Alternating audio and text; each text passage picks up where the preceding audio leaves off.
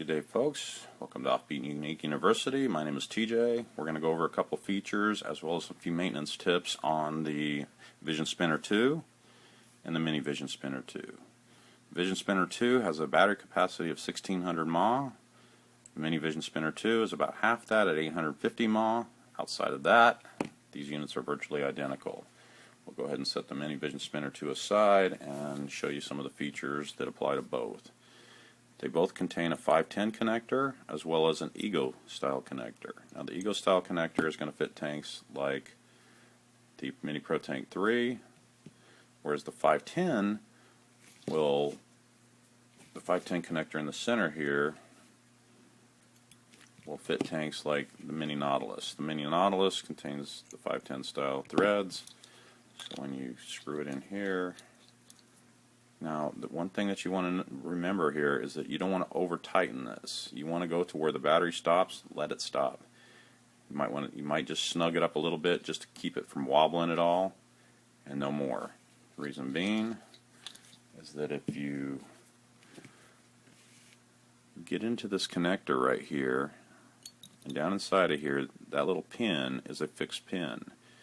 The only thing that separates it from the ground is the little O-ring that sits underneath this. If you over tighten it, the pin will push down, blowing that O-ring out and allowing the pin to ground out. Once that happens, your battery will never fire. In order to fix it, you can take and gently pry up this pin. Now very, very gently, because you can pull the pin completely out.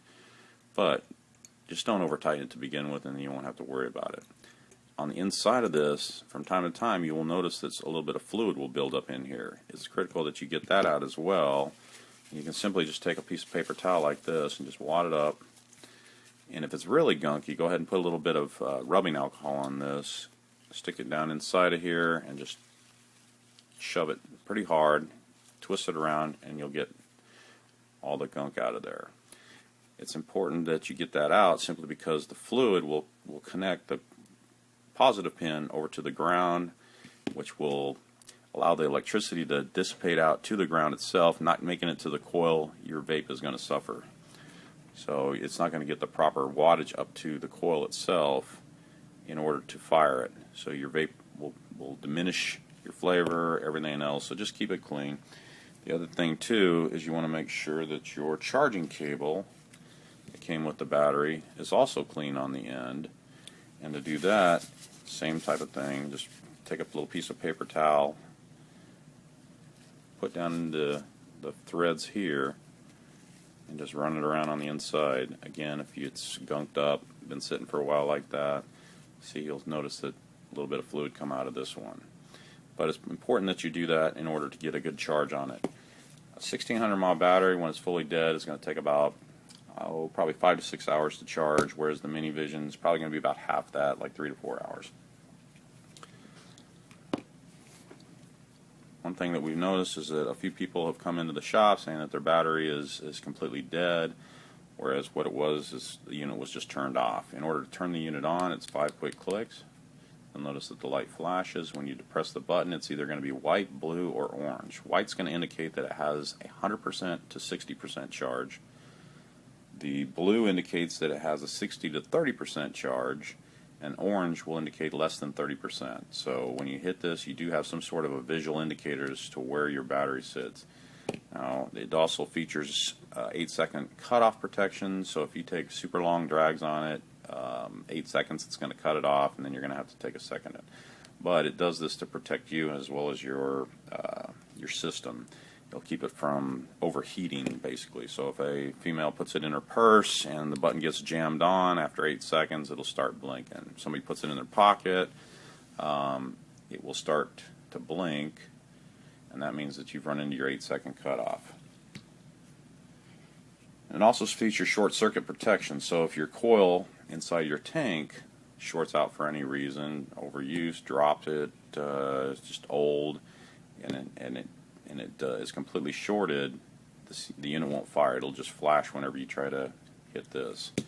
In order to charge this unit, you'll take a standard Ego style 420 milliamp output USB cable, and you'll notice that it says 420 milliamps on this. It's right here.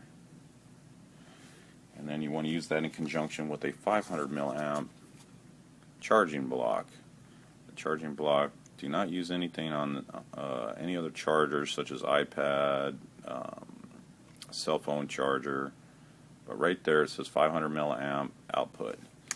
Use anything higher than that, it's going to charge the battery too fast, and it will basically start breaking down the battery as far as the life cycle of it, the amount of charge that it will hold. So little by little, the amount of charge that it will hold will start diminishing, whereas if it used to be a 2-day long charge with normal vaping, will then start lasting you about a day and a half, which will then drop to a day, which will then drop to a couple hours if you continue to use the wrong type of charging block.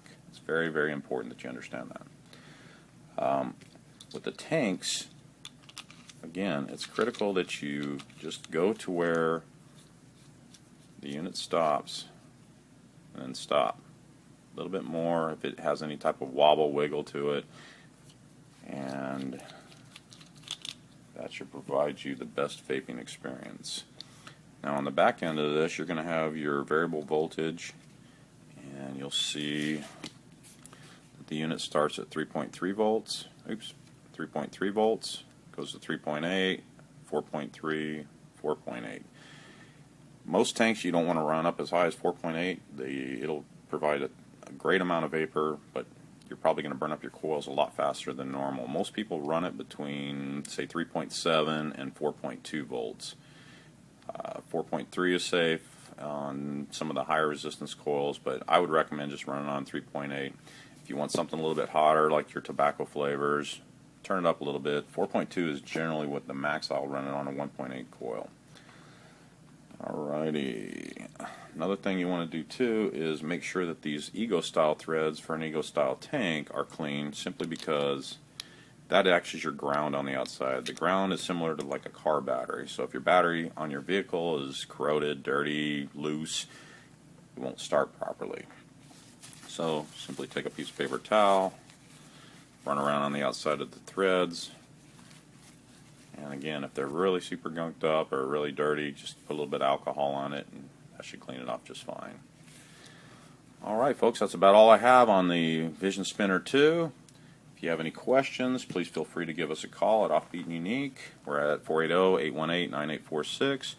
You can look up additional videos on Offbeat and Unique University, or you can just come on down to the shop and we're more than happy to help you with any questions you may have. Thank you so much for watching and have a wonderful day.